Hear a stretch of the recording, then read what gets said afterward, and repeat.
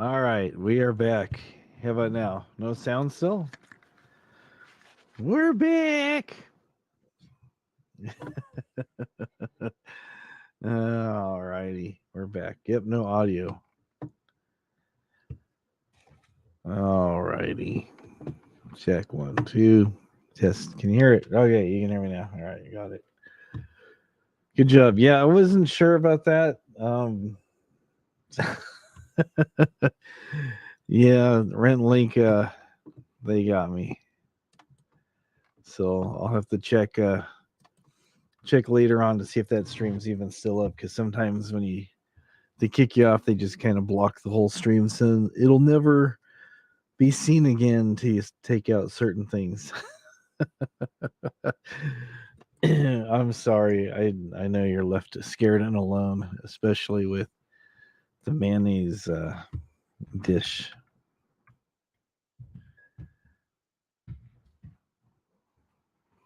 What is it called? Spick? No.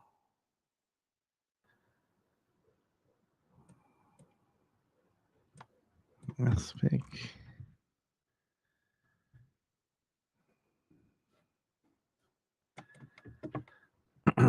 What was it? What are they having there? I don't remember now.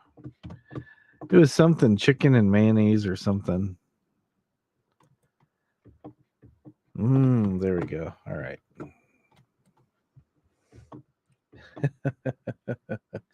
Naked and alone. I'm sorry. That stream's still there. Okay. All right. She's putting in a request. Let's see what the request is on this one here.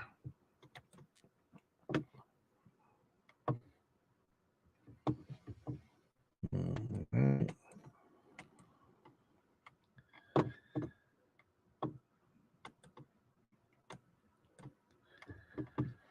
All right. People from the 80s in their cars. Okay.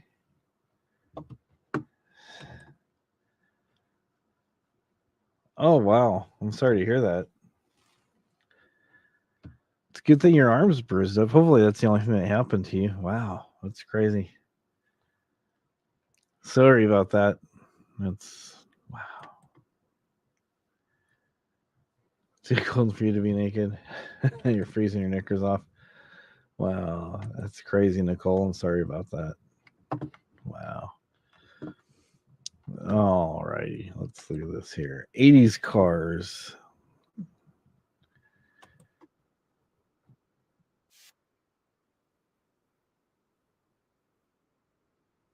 Oops.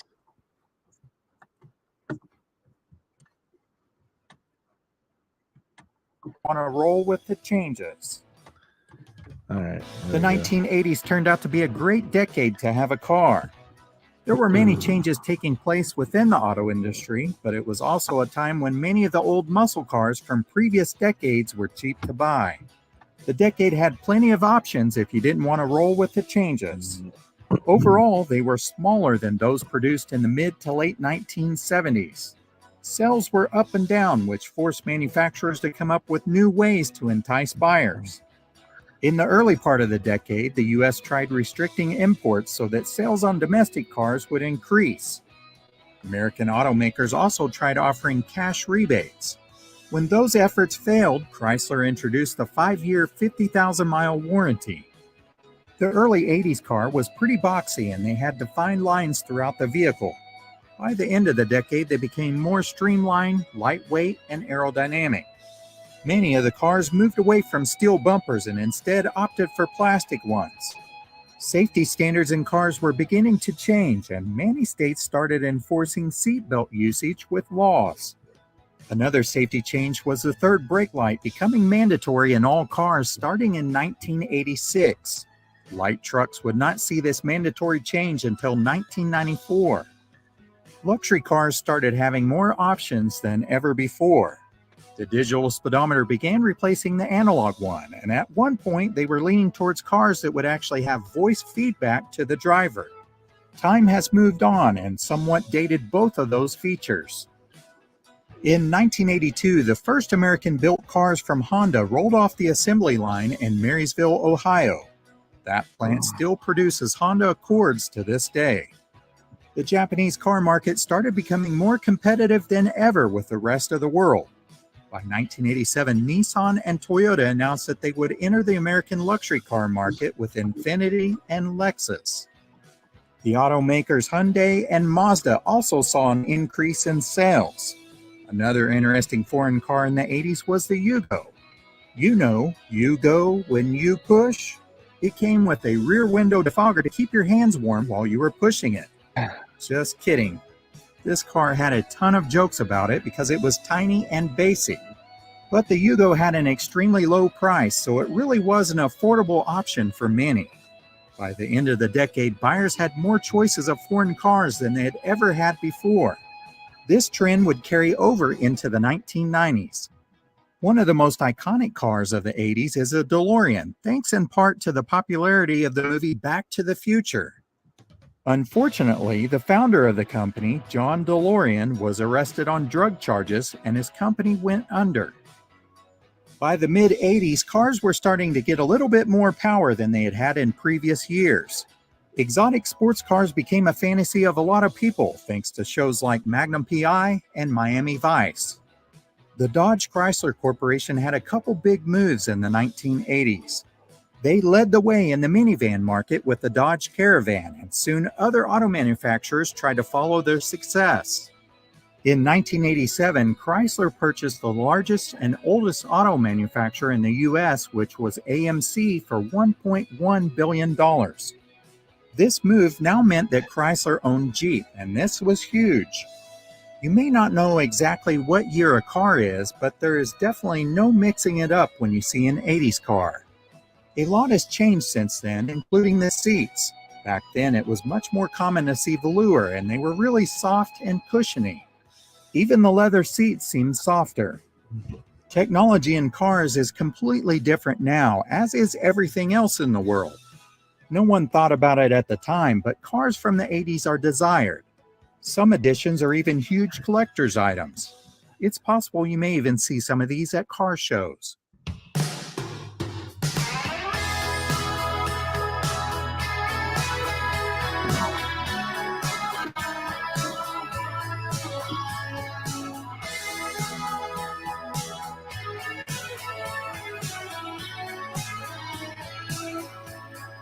Someday you'll rise, come into a field of view, be visible to a few. Someday you'll rise,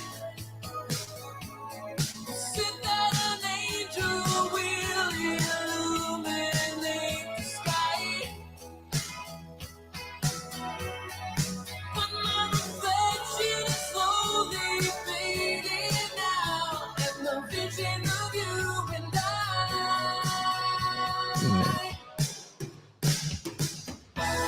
I'm missing every moment with you, and I'll be waiting here for you.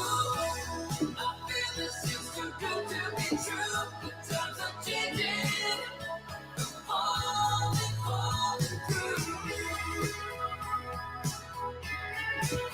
Oh yeah.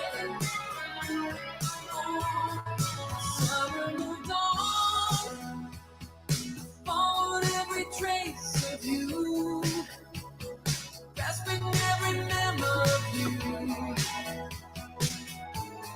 Summer moves on. You said you were sorry, but I know you.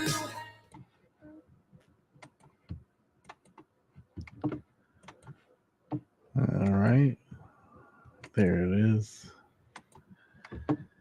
There it is. All right, here we go.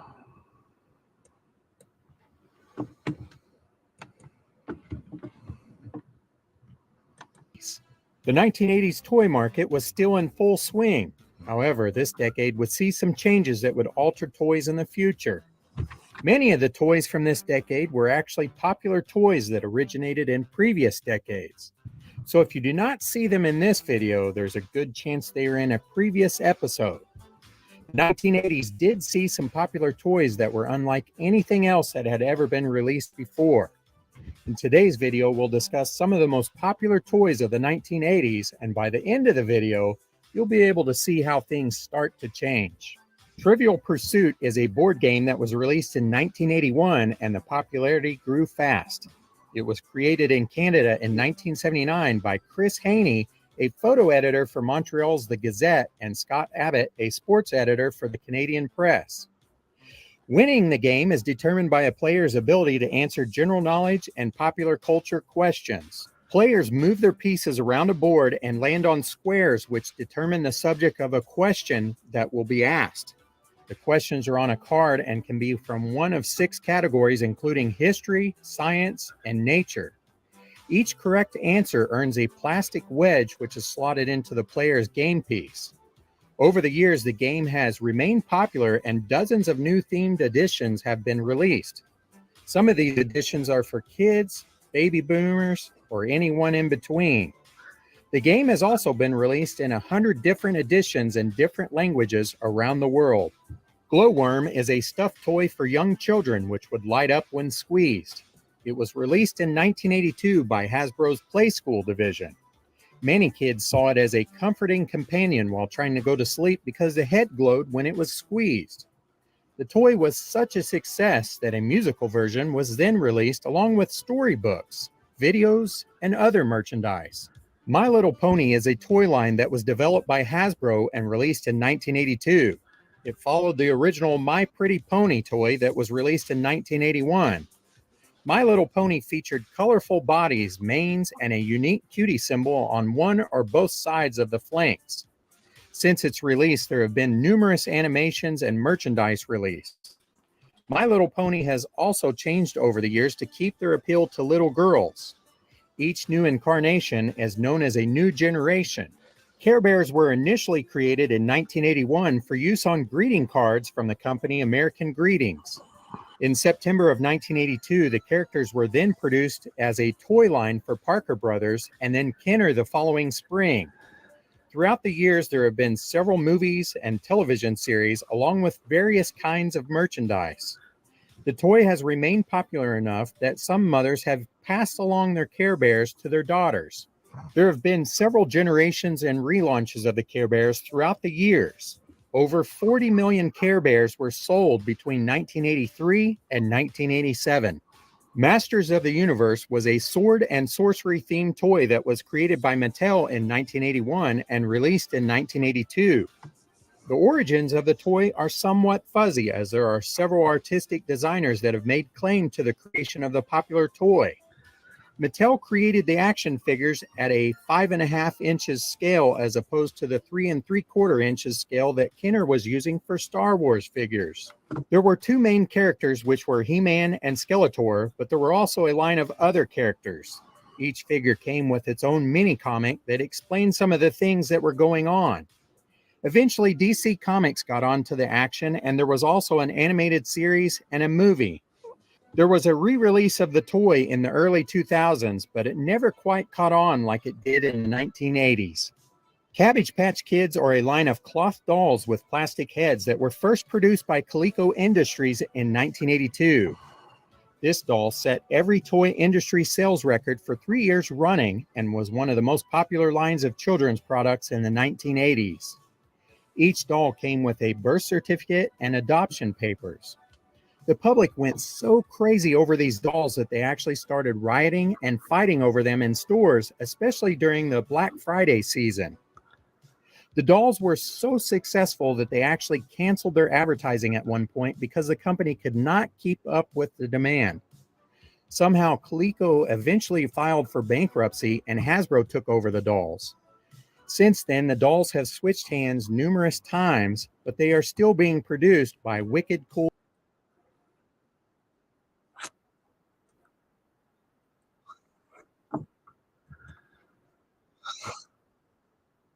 Eddie Goldfarb and sold by Shaper Toys. They were battery-powered 4x4 vehicles that ran on a single AA-powered battery. In the UK, they were called Trekkers and marketed by Corgi Toys. The original vehicles were the Chevy K10 Scottsdale, Chevy Blazer, Dodge Warlock, Ford Bronco, and Jeep Poncho. Later on, other vehicles and stunt sets were also introduced, as well as foam tires. Newer models were given 2 speeds and even a neutral position so that they could be played with without battery power in case the batteries ran out. These toys were very popular in the 1980s amidst the growing popularity of monster trucks and Bigfoot. Pound Puppies were created by Mike Bowling in 1984 and were first sold by Irwin Toys in Toronto, Canada. After Irwin, the line was produced by Tonka, which introduced them to the US market. The toys became so popular that a TV special aired in 1985, followed by a television series in 1986. In 1988, there was even a movie released. As with many toys of the time, there was other merchandise such as little golden books, shirts, coloring books, and folders. In 1987, Hardee's and Pizza Hut offered them with their children's meals. Pound Puppies remained popular well into the 1990s until they were discontinued in 2002. However, in 2014, the toys were reintroduced, but never were quite as popular as they were in the 1980s. A koosh ball is a toy made of rubber filaments radiating out from a steel-bound core, and it was patented in 1987 by a Scott H. Stillinger. The ball consists of about 2,000 rubber filaments and was released in a variety of colors. Eventually, the balls were also made into key rings, yo-yos, and even baseball and tennis sets. Koosh balls were originally produced by Odds On Products, Inc., but now are produced by Hasbro. Rainbow Bright is a media franchise by Hallmark Cards and was introduced in 1983. There was an animated television series that first aired in 1984, which was the same year that Hallmark licensed Rainbow Bright to Mattel for a range of dolls and other merchandise. In 1985, a movie was released, and in 2014 and 2015, there were attempts to reintroduce Rainbow Bright to the world, but it wasn't met with as much popularity as it was in the 80s. Teddy Ruxpin was an animated children's toy which looked like a bear, and it featured a mouth and eyes which would react to stories played on a cassette tape player built into the back of Teddy. At the peak of its popularity, Teddy Ruxpin became the best-selling toy of 1985 and 1986. And yes, you may have guessed it, but he even had his own animated television series at one time. The toy was originally produced by Worlds of Wonder, but is currently being produced by Wicked Cool Toys. The cassette tape deck is long gone, though. Garbage Pail Kids was a series of sticker trading cards produced by the Topps Company and originally released in 1985. It was designed to parody the Cabbage Patch Kids dolls, which were super popular with girls at the time, so boys everywhere were buying them and showing them off to girls. Each card featured a character with some sort of abnormality or wordplay. Eventually, Cabbage Patch Kids sued Topps over the trademark infringement. This led to a change of the resemblance of the characters as well as the logo design. By 1988, sales had dwindled so much that the series stopped completely. Since 2000, there have been several attempts to revive the once popular cards, but they have never quite caught on like they did in the 1980s. Micro Machines were a really popular tiny toy car that was released in 1987 by Galoob, which is now part of Hasbro.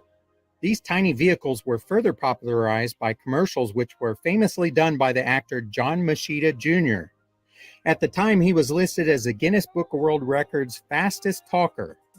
The product also had a catchy slogan, which was, "Remember, if it doesn't say Micro Machines, it's not the real thing." These tiny cars are still being manufactured today. Power Wheels is a brand of battery-powered ride-on toy cars for kids under 7 years of age. The brand name dates back to 1984 when the San Francisco-based toy company Kransco acquired Pines of America, makers of battery-powered vehicles for kids. 2 years later, Kransco renamed the line Power Wheels. The toys were manufactured with realistic features, including, in some cases, working CB radios, working FM radios, opening doors and hoods, and it also had a reverse and forward speeds. By 1990, sales of the battery-powered vehicles reached over 1 million per year. Throughout the years, the vehicles have remained popular, and they still have many different models that are being produced.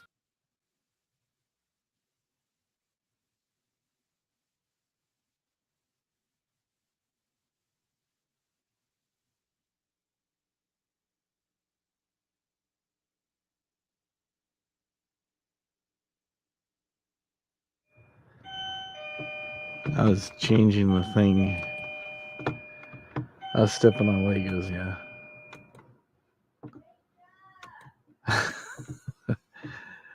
All right, where are we at here? There we go. All right.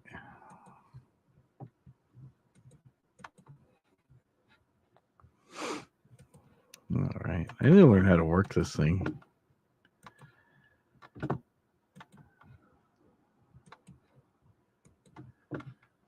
All right, there we go.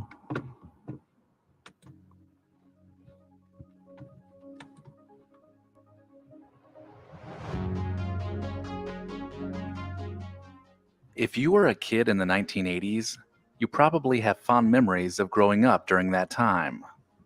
You often spent afternoons at friends' houses, maybe even jumping on their trampoline or watching MTV. You also kept yourself busy by making mixtapes and binge watching rented movies from Blockbuster. If this sounds like your childhood, then you will definitely relate to these 1980s memories. Do you remember being beyond excited to get up on Saturday mornings? The excitement of running to the TV and switching on Saturday morning cartoons and knowing you didn't have to go to school was a great feeling. Some of your favorite shows may have been Thundercats, He-Man, the Care Bears, or maybe even Pee-wee's Playhouse or the Smurfs. You watched all of this while eating a big bowl of your favorite cereal, and in those days, it was all about the sugary cereals. Captain Crunch, Fruity Pebbles, Cocoa Puffs, and Cookie Crisp were just a few.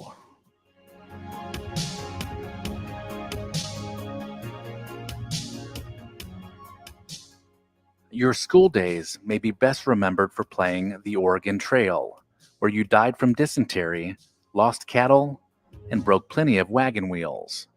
When it was first introduced, this video game was meant to be educational, teaching kids about the grim realities in the American West during the 1800s, but it became so much more. When the teacher announced that it was time to play the Oregon Trail on the school computers, it felt like a gift from the heavens. During the 80s, every young girl wanted a Cabbage Patch Kid. The adoptable dolls were hard to come by, especially around Christmas.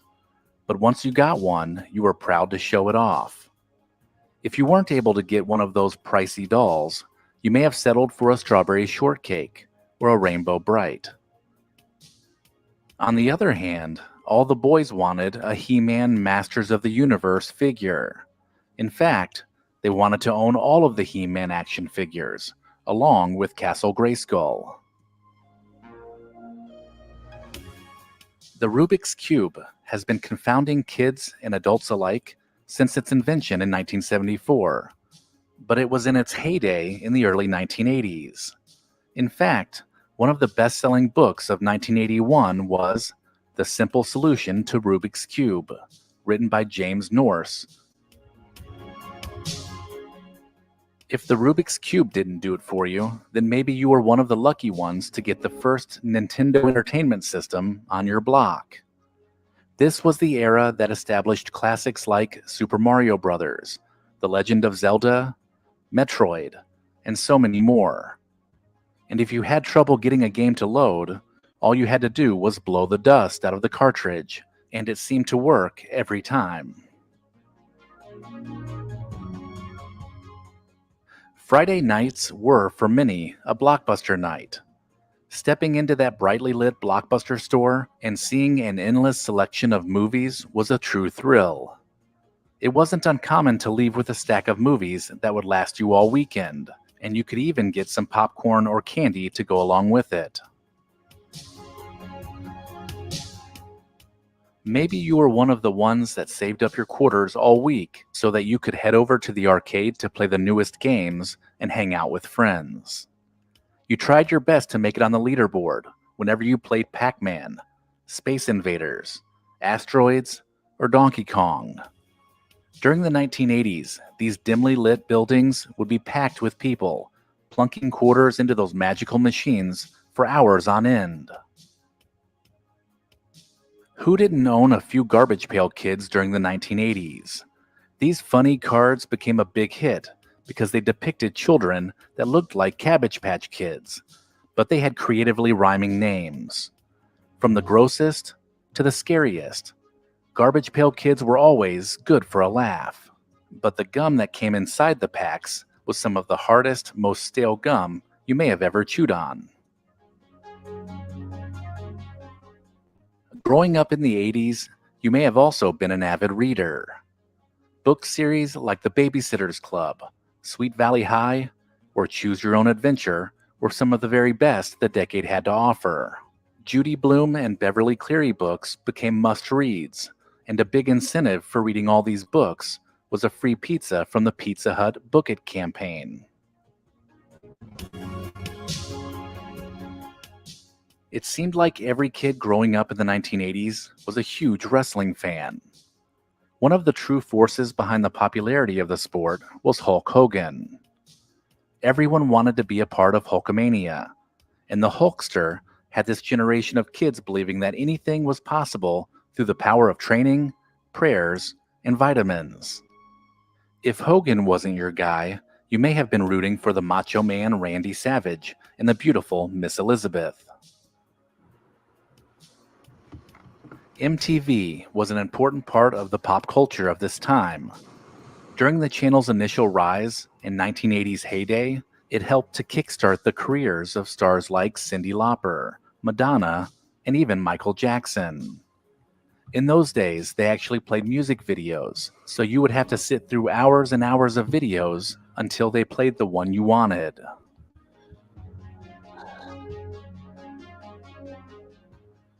Another pivotal moment came in 1983, when Michael Jackson did the moonwalk for the first time while singing Billie Jean, and it became his signature move. From that moment on, every kid in the United States decided they wanted to practice that backward glide, which looked deceptively easy when Michael Jackson did it. To look cool in school, middle and high schoolers across the country began tight-rolling their jeans, growing out their mullet, and teasing their bangs to the sky with a can of Aquanet hairspray. These same kids would also spend hours listening to the radio and waiting for the local station to play their favorite song, all while resting one finger on the record button of the cassette player. There was an art form to crafting the perfect mixtape, as there was only so much time on each side of the cassette. The Sony Walkman made listening to these tapes easy if you were on the go. Otherwise, they would be a gift for your significant other. The California Raisins were a claymation blues band that not only graced commercials and animated specials, but they also made it to toy stores and the fast food restaurant Hardee's. Not only could you get these collectible figures if you bought a cinnamon raisin biscuit from the drive-thru, but they also put them on lunchboxes, t-shirts, comic books, and posters. The 1980s had arguably the most memorable sitcoms of any decade, with shows like Knight Rider, Punky Brewster, The Wonder Years, Alf, and The Cosby Show. But when it came to movies, there was nothing better than a John Hughes film.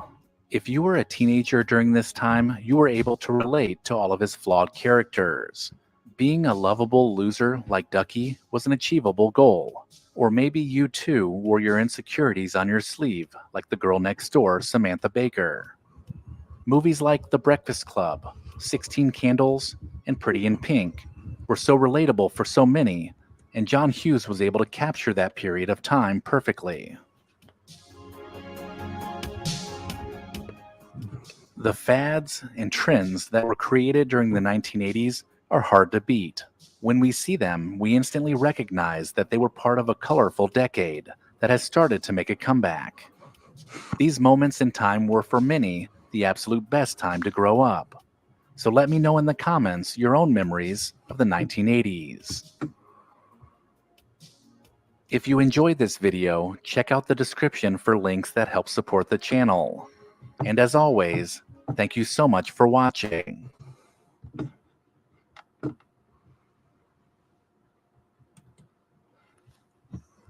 Very, very interesting. Guys, remember any of that stuff we've looked at tonight so far? And we've been through a lot of decades, 90s, the 70s, the 80s, back to the 80s for a bit.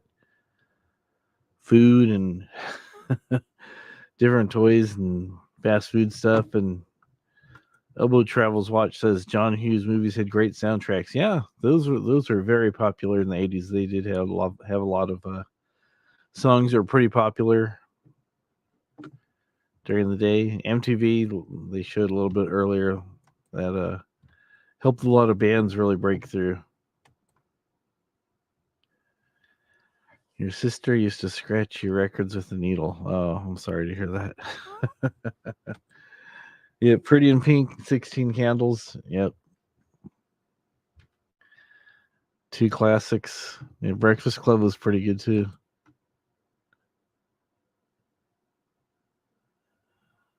Been all over the place tonight. I even got shut down by YouTube. I know.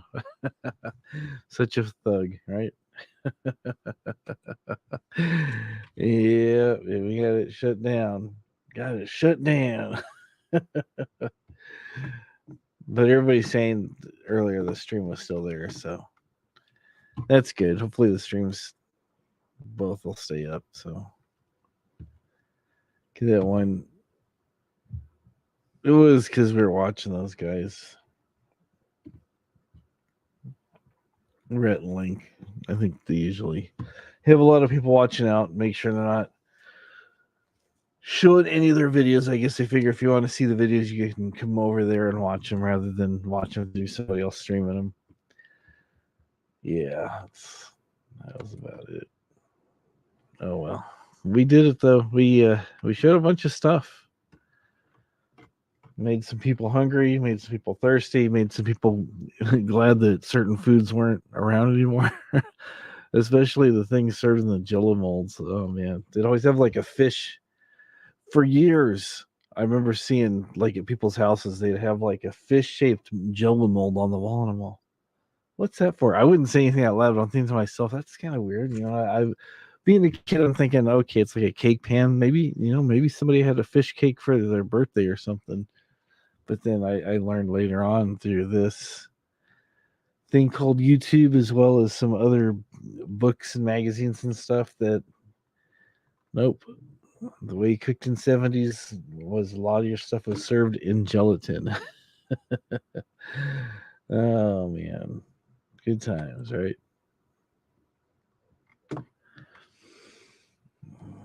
Okay. You saw Magnum PI at a red light and he was your neighbor and you never knew it. Wow, that's crazy. You're like, oh, there's Matt. Oh, there's that guy in that red car again. Oh, wait. Hey, that's Magnum PI. Never knew he was your neighbor, huh? It's kind of sad, I guess.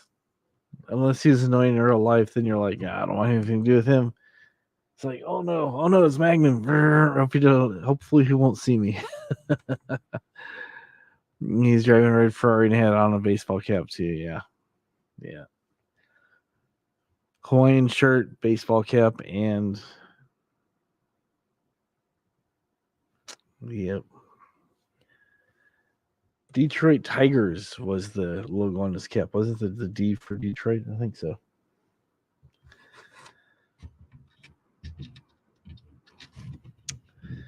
And he just drove he drove the Ferrari most of the time. He had a couple other vehicles he had access to, but oh well. That was a show from a long time ago.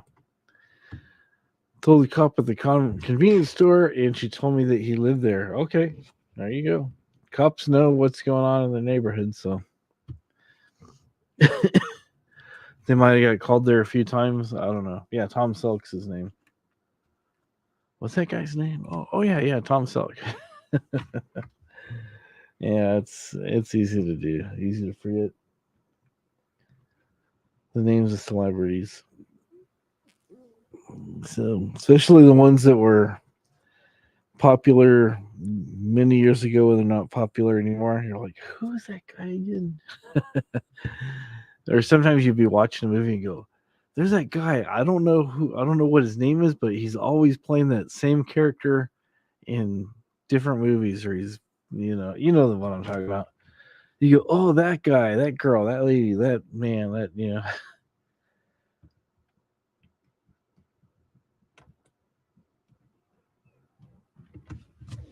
That's crazy. Tried to find his house, and he never could find it. It's because he lived in Hawaii. Oh, here we go. Miami Vice was better. Weirdo's coming in saying Miami Vice was a better show than Magnum PI. Were they both done by the same people? I don't know. I think so.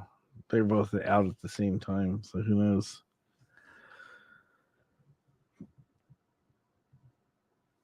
It could have been.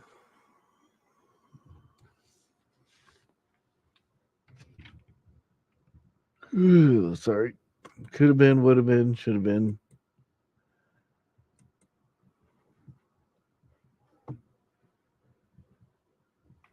Let's see here.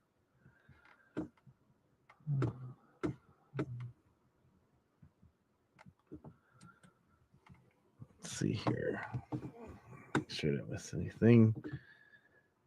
That's better. I gotta get some Jolt. I know. Jolt Cola was nasty though. I don't know if you ever had it. It was.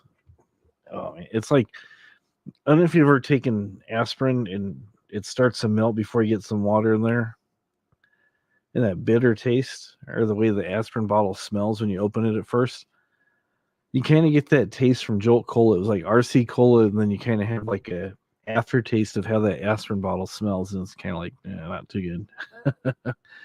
You could drink maybe one, and then you're like, I don't ever want to see this ever again. So, but it was pretty bad. Did have a lot of caffeine. Oh, you tried it? Okay, see now, yeah, it wasn't the best thing.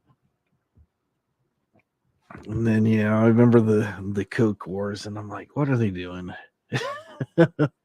Everybody's like, oh yeah, new Coke's great. It's like, no, the old Coke was so much better. Then they brought it back, and they had two of them on the market at the same time. They had new Coke, which from what I remember kind of tastes like RC Cola. And then the other one was they called Coke Classic. And then later they just called it Coke and got rid of the other one. But the Coke Classic was a lot better. Who's the guy with the parrot? That was, maybe you're thinking of Beretta. Robert Blake, the guy who he was accused of killing his wife. A lot of the stars have crazy stuff. Okay, true. Q Tribe with the Columbo is better. Yep. Yep, that was Beretta. Yeah, he killed his wife.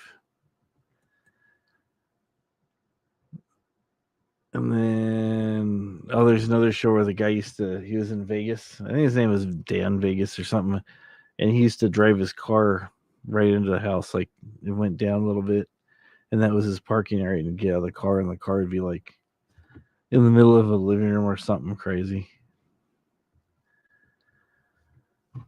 It was totally crazy, man. Crazy. Yeah. It's the thing. It's like you didn't think that somebody like that would kill somebody, but you never know. It's kind of weird. He did seem like such a nice guy, but I don't know the details. So, I don't really know. Don't really know.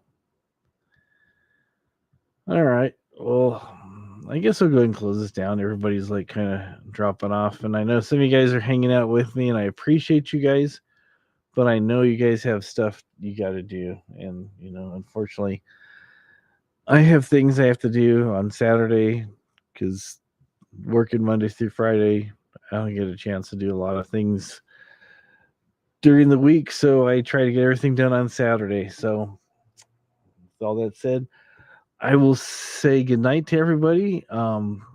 Thank you for the super chat. Make sure Mrs. Hopfrog gets that, buys herself something with it. So we thank you for that. So everybody went to get a snack. All right. Well, thanks for coming, everybody. We appreciate you, each and every one of you. Much love from me and Mrs. Hopfrog to you guys. I'll see you guys around on the different panels. But until next time, keep the fires burning. Stay awake. Don't take any wood nickels or from anybody or whatever the saying is. Anyways, have a great one. We'll see you next time. Bye-bye.